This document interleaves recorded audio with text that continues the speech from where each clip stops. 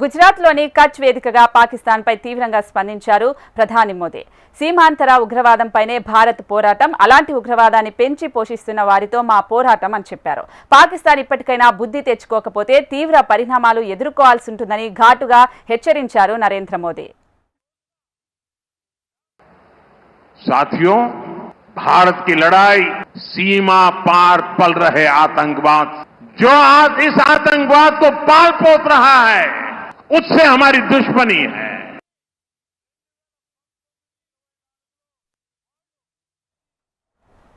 ప్రధాని మోదీ పాకిస్తాన్ ప్రజలను కూడా సూటిగా ప్రశ్నించారు.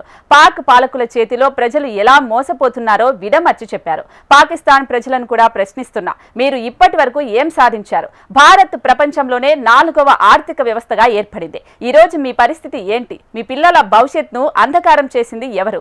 ఉగ్రవాదాన్ని పెంచి పోషించింది ఎవరు అని ప్రశ్నించారు మోదీ. मैं कच्छ की धरती से पाकिस्तान की सीमा पर सटा हुआ मेरा जिला है. मैं पाकिस्तान के लोगों को भी कहना चाहता हूं, क्या पाया आपने? हिंदुस्तान दुनिया की चौथी इकोनॉमी बन गया और तुम्हारा हाल क्या है? तुम्हारे बच्चों के भविष्य को बर्बाद किसने किया?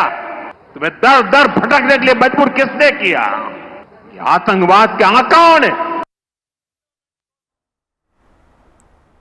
పాకిస్తాన్ ప్రజలారా, అక్కడి యువకులారా, మోదీ మాట్లాడే ప్రతి మాటను చెవులు రెక్కించి వినండి. మీ ప్రభుత్వం, మీ సైన్యం ఉగ్రవాదానికి మద్దతిస్తున్నాయి. పాకిస్తాన్ ప్రభుత్వానికి, సైన్యానికి డబ్బు సంపాదించి పెట్టే మార్గంగా ఉగ్రవాదం ఉపయోగపడుతోంది. చెప్పండి, ఇది మంచి పద్ధతేనా అని ప్రశ్నించారు. అధికారం కోసం పాలకులు ఆడే ఆటల్లో పావులు కావద్దు అని హితవు పలికారు. మీ సైన్యం ఉగ్రవాదులతో అంటకాగుతూ మీ జీవితాలను ప్రమాదంలోకి నెడుతుందని చెప్పారు.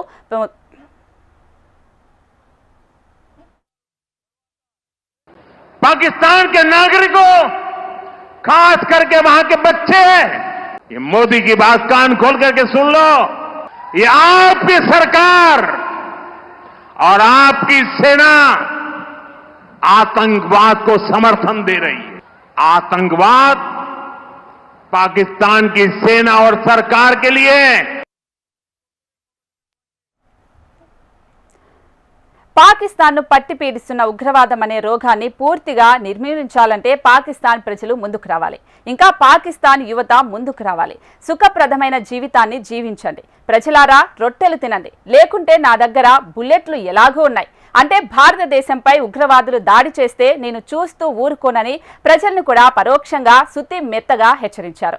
భారత్ ప్రయాణం చాలా స్పష్టంగా ఉంది. భారత్ అభివృద్ధి బాటను ఎంచుకుంది. భారత్ శాంతి సమృద్ధి బాటను ఎంచుకుంది. కచ్ సంకల్పమే భారత్ వృద్ధికి స్ఫూర్తి అన్నారు నరేంద్ర మోదీ. पाकिस्तान को आतंक की बीमारी से मुक्त करने के लिए पाकिस्तान के अवाम को आगे आना हो, पाकिस्तान के नौजवानों को आगे आना होगा. सुख चैन की जिंदगी जियो, रोटी खाओ, वरना मेरी गोली तो है ही.